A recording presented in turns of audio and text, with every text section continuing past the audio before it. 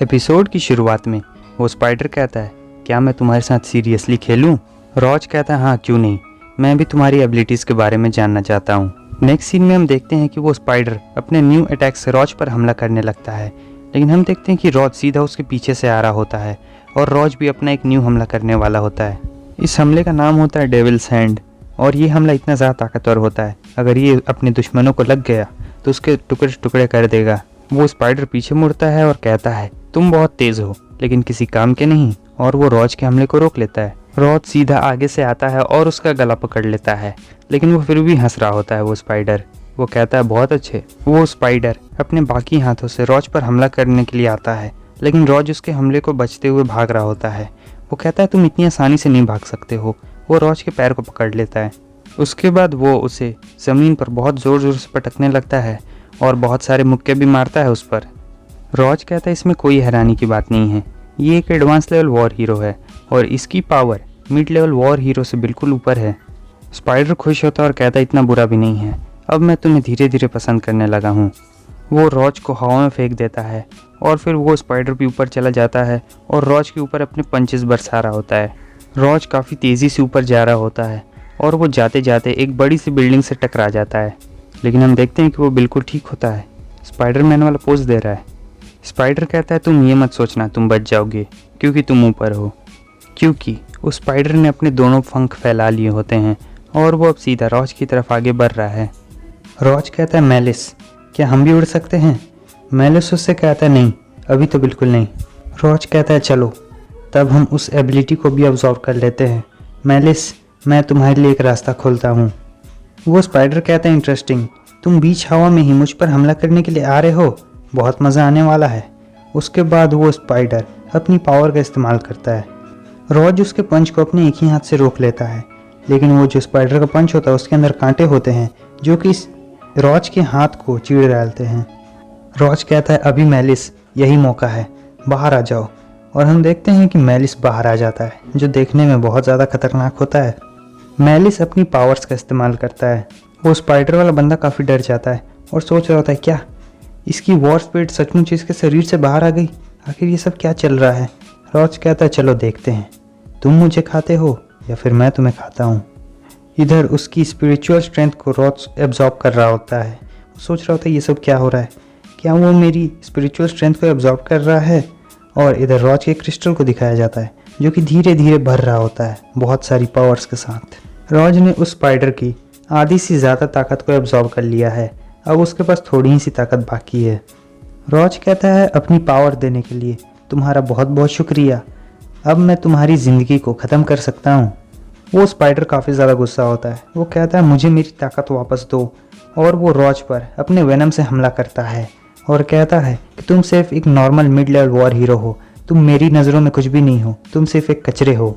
हम देखते हैं कि रॉज उसके हमले को बड़ी आसानी से रोक लेता है और फिर वो उस स्पाइडर के पास आता है और उसके गले पर एक ज़ोरदार मारता है और कहने लगता है कि मैंने तुमसे कहा ना, अभी वक्त है तुम्हें मारने का। वो स्पाइडर कहता है, अपना मुंह बंद रखो छोटे से मिड लेवल वॉर हीरो।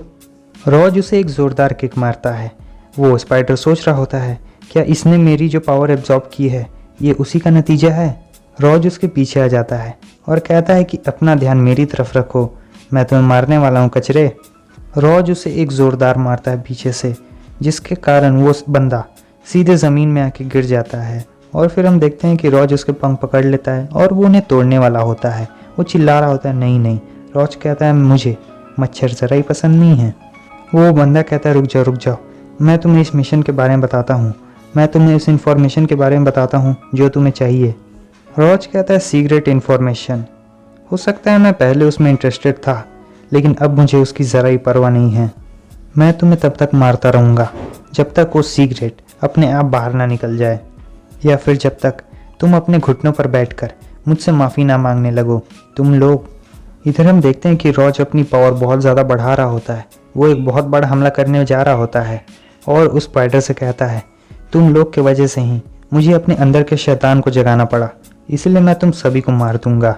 वो स्पाइडर कहता है, रुक जाओ लॉर्ड रॉज, मैं 100 आइज हूँ, मैं तुम्हारे सभी हमलों को देख सकता हूँ, इसीलिए इसका कोई भी फ़ायदा नहीं होने वाला है। रॉज कहता है 100 आइस, इसका कोई भी फ़ायदा नहीं है। रॉज उस पर अपना स्पेशल हमला करने के लिए आ रहा होता है। वो बंदा भी डिफेंस में चला जाता है और कहता है रॉज मेरी बात तो सुनो। उस स्पाइडर की ओर चारों तरफ से हमले आ रहे होते हैं। वो कहता है मुझे माफ़ कर दीजिए, मुझे माफ़ कर दीजिए महान रॉज। रॉज कहता है ठीक है, तब मैं तुम्हें तब तक पनिश करूँगा जब तक तुम ख़त्म नहीं हो जाते। और वो अपना 360 डिग्री वाला हमला उस पर कर देता है और वहाँ पर बहुत बड़ा धमाका होता है।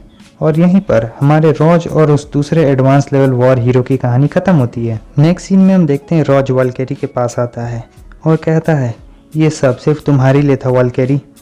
सीन फिर से चेंज होता है। इधर हमें एक बंदे को दिखाया जाता है जिसे ज़ायबैंग कूट रहा होता है और वो बंदा कहता है रुको रुको मैं तुम्हें बताता हूँ। ये किसी टेस्टिंग ग्राउंड के बारे में बात कर रहा होता है और रॉज एक बहुत ही अच्छा टेस्ट सब्जेक्ट है और इन लोग को ये ऑर्डर मिला था कि ये रॉज को कमज़ोर कर दें इससे पहले कि वो पीस हार्बर में पहुँचे। लगता है कुछ बहुत बड़ी खिचड़ी पक रही है। ज़ाय सोच रहा होता है टेस्टिंग ग्राउंड। वो बंदा कहता है कि ये लोग नेशनल लेवल वॉर हीरो हैं और इन्हें ये असाइनमेंट ऊपर से आया है। ये हमारी देश की इज्जत की बात है, इसलिए क्या तुम प्लीज़ मुझे छोड़ सकते हो। ज़ाय उसे छोड़ देता है लेकिन अपना पूरा हमला करके उसे छोड़ देता है और वो सोच रहा होता है पीस हार्बर। इस तरफ में वाल्केरी को दिखाया जाता है जो कि सोते सोते सोच रही होती है मेरी बॉडी हील हो चुकी है और अब दर्द भी पहले से कम हो चुका है। तभी उसे सपने में रॉज की वो खतरनाक सी एनर्जी याद आती है और वो तुरंत ही उठ जाती है और सोचने लगती है आखिर वो कैसा है। इधर वो देखती है कि रॉज बारिश में भीग रहा होता है। जब रॉज देखता है कि वो उठ चुकी है तो वो सीधा उसके पास चला जाता है और उससे पूछता है क्या तुम्हारी बॉडी अभी भी दर्द कर रही है। वो कहती है हाँ अब ये पहले से काफ़ी ज़्यादा अच्छा है, लेकिन तुम्हारी बॉडी का क्या। उसके बाद रॉज उसे बताता है कि उसने कैसे अपनी स्पिरिचुअल स्ट्रेंथ का इस्तेमाल किया ताकि उसकी बॉडी और अच्छे तरीके से हील हो सके और जितना उसने सोचा था उससे ज़्यादा ये इफ़ेक्टिव निकला। और तानजी बिल्कुल ठीक है, वो जल्दी ही उठ जाएगी। वाल्केरी उससे कहती है उस एडवांस लेवल वॉर हीरो का क्या।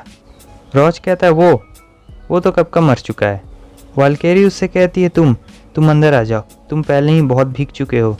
रॉज उससे कहता है वाल्केरी क्या तुम्हें भी ऐसा ही लगता है कि मैं एक मॉन्स्टर हूँ।